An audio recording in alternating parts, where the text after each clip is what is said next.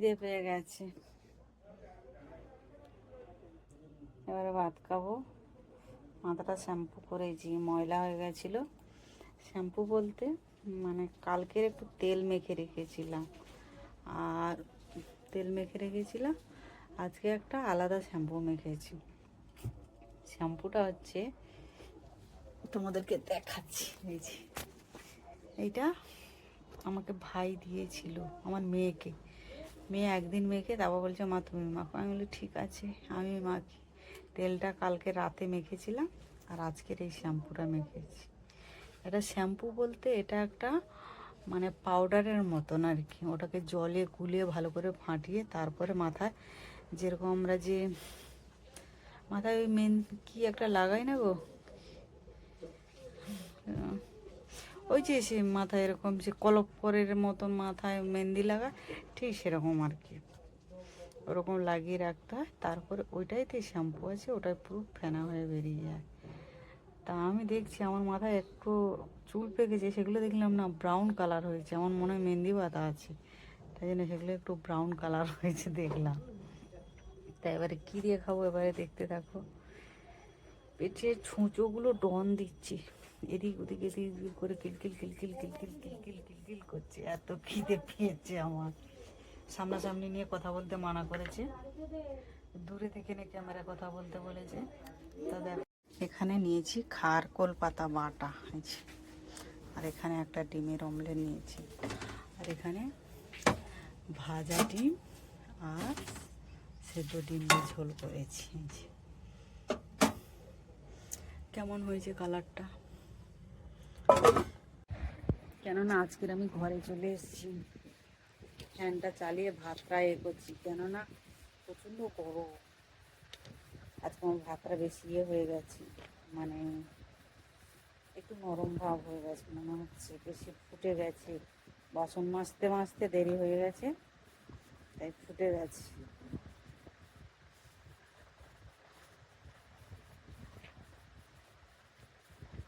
জামাই ষষ্ঠীর চিন্তায় আমার মাথা ঘুরাচ্ছে শুধু, কখন যাব কখন কি করব এই টেনশানে আমার মাথা ঘুরাচ্ছে। আমার যদি একটা কিছু কাজ করতে হয় তখন আমার নানা রকমের টেনশানে আমার মাথা, আমার চেহারাটার কি অবস্থা হচ্ছে তাহলে ভাবো, যে কি করব, কখন কি করব, কখন খেতে দেবো, এই টেনশান আমার শুরু হয় আর কি। ঠিক সময় করতে পারবো তো রান্না বান্না, জবরজান্তি এইসব আর কি মাথার মধ্যে। তাহলে বন্ধুরা, খারকুল পাতাতে ফার্স্টে খাচ্ছি এক গ্লাস ভাত, দেখি।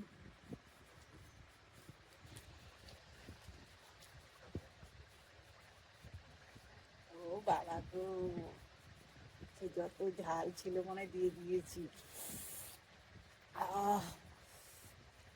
খাবো কি করে, এত ঝাল দিয়েছি জম্বের, মারা যাবো তো যা ঝাল দিয়েছি।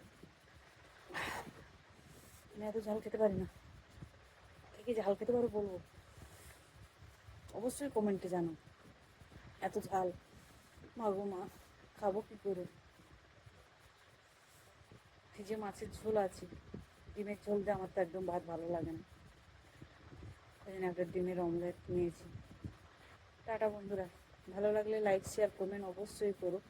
আর তোমরা আমার পাশে থেকো প্লিজ, তোমরা না পাশে থাকলে আমি আজকের এই জায়গায় আসতে পারবো না কোনোদিন। একটু সাপোর্ট করো প্লিজ, গরিব দিদি, অসহায়, প্লিজ। এই খবর কে, আসুক ধরুক, তোকে ধরবে, তোকে ধরবে। ওরে বাবা, কোন দিকে যাবে রাস্তা খুঁজে পাচ্ছে না বাচ্চাগুলো তো। ওই যে টিকটিকি দেখে এর যে কি হয় বলতে পারবো না।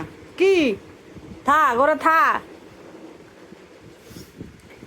ভাই গেছিল কাঁচরাপাড়ায় জোয়ারদারের ওখানে, ওখান থেকে কাকিমার জন্যে শাড়ি এনেছে। এটা একটা সুতির শাড়িটা, খুবই সুন্দর, কালো মেরুনের উপরে আছে, ফুলও আছে শাড়িটা। শাড়িটা কেমন হয়েছে তোমরা অবশ্যই কমেন্টে জানাবে।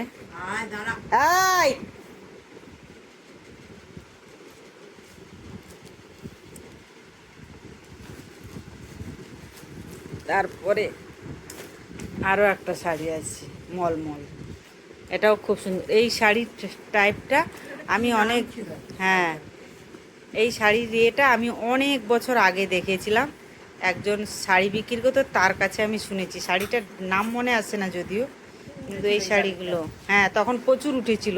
এই শাড়ি নেওয়ার জন্য সবাই পাগল হয়ে যেত। না না, বাহা শাড়ি না, ওর একটা নাম একটা কি ছিল।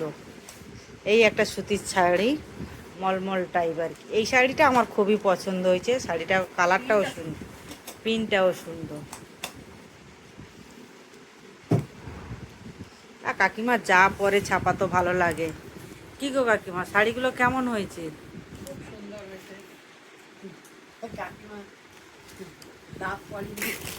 কাকিমাকে ভাইয়ের কমেন্টে বলেছে কি ব্যাপার, তোমার মা শাড়ি দিয়েছে, মুখটাকে পছন্দ হয়নি গোমরা। আসলে তাই না, কাকিমার তো দাঁত ছিল না, আর কাকিমা শুয়েছিল ঘুমাচ্ছিল, তখন ভাই ডেকেছি, তখন সেই মুহূর্তে গেছে, আমিও সেই মুহূর্তে এসেছি, তখন ওই ঘুমের চোখে, আর তখন দাঁত করতে কি আর তো মনে থাকে, তাই কাকিমা হাসেনি, মুখটা এ করা ছিল।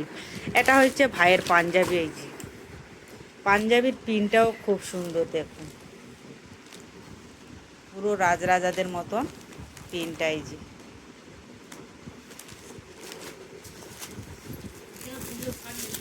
কাকিমার পুজোর শাড়ি, কাকিমা বলছে পুজোর।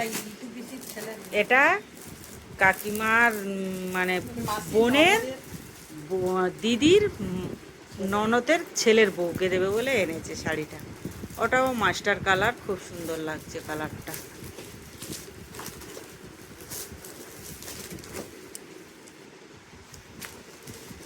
শাড়িগুলো বের করো কাকিমা। কাকিমার পুজোর মার্কেটিং পুরো হলুদ, এটাও খুব সুন্দর। হ্যাঁ এটাও দেখো মাস্টার ইয়ে হচ্ছে, এটাও ছাপাটা খুব সুন্দর, কালো আর সাদা, নীল। ও খুব সফট কিন্তু শাড়িটা, তুমি দেখো। হ্যাঁ এই যে গরমেতে, তুমি যে গরমে কষ্ট পাও না। আর এইটা দেখুন, এই শাড়িটা সে লখনৌর কাজ করা শাড়ি, দেখুন পুরো কাঁথা স্টিচের শাড়ি। এটা শাড়িটা খুবই সুন্দর, কালারটাও সুন্দর। এরকম একটা ব্লাউজ কিনতে পাওয়া যাবে নাকি সেটাই সন্দেহ এখন। হ্যাঁ হ্যাঁ, তোমার তো অনেক কাজ করা ব্লাউজ আছে, একই না পরলেও চলবে। হ্যাঁ এই হচ্ছে কাকিমার পুজোর, সময় নেই।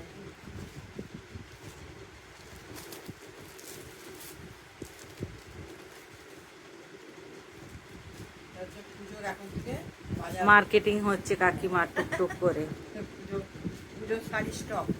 হ্যাঁ কাকিমার আলমারিতে আর জায়গা নেই কিন্তু, আলমারিতে আর জায়গা নেই রাখার কিন্তু। এবার কাকিমাকে আবার একটা আলমারি বানাতে, আগের বছর একটা বানিয়ে দিয়েছে, এক বছর হয়নি, তাও বোঝাই হয়ে যাচ্ছে বলছে। এই যে দেখুন এখানে সব শাড়ির টাল, এই যে এই যে জায়গা নেই। হ্যাঁ লোকে বলে না, এককালে দুঃখ হলে এককালে তোমার সুখ হয়। হ্যাঁ এটাই কিন্তু বাস্তব, কিন্তু সব শাড়িগুলো খুব সুন্দর হয়েছে। আপনারা অবশ্যই একটু কমেন্টে জানাবে কিন্তু শাড়িগুলো কেমন হয়েছে। এই যে সব শাড়িগুলো,